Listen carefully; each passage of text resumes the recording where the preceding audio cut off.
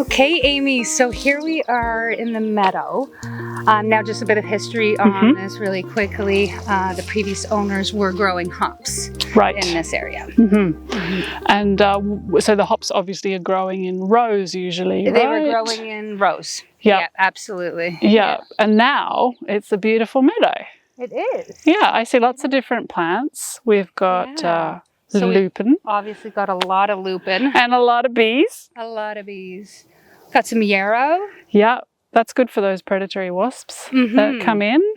Yeah. I see some dandelions on their way up. Yeah. And some vetch mixed in here. Yep, there is some of that, some grasses. Yeah, some of there's sort of clearly these patches where there's the plants that we just mentioned, and then there's these like flatter kind of weedier spots. Yeah. Where dock has gone to seed, and there's some of the carrot weed in there as well. So it's almost like there is still disturbed areas left in here. There's like two different types of growing conditions. Yeah, absolutely, because they were growing in the rows. Yep. And then there was basically corridor, like long strips where the tractor could pass through, and it was just grass. Yep.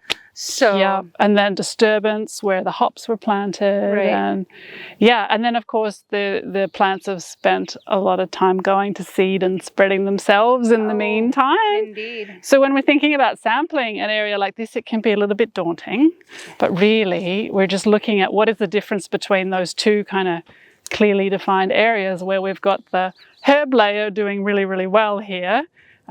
Early successional kind of herbs doing really well, and then we have these flat, bare, weedy patches. And so when we map out the meadow, we'll be like marking out those flat, weedy patches and probably sampling what is the difference between the flat, weedy patches and the areas that are doing a little bit better. And then we can get a sense for just how much we need to move that biology forward, depending on what you want to grow here. Yeah. It's already very beautiful. It is. It is. Yeah. But it's always kind of natural.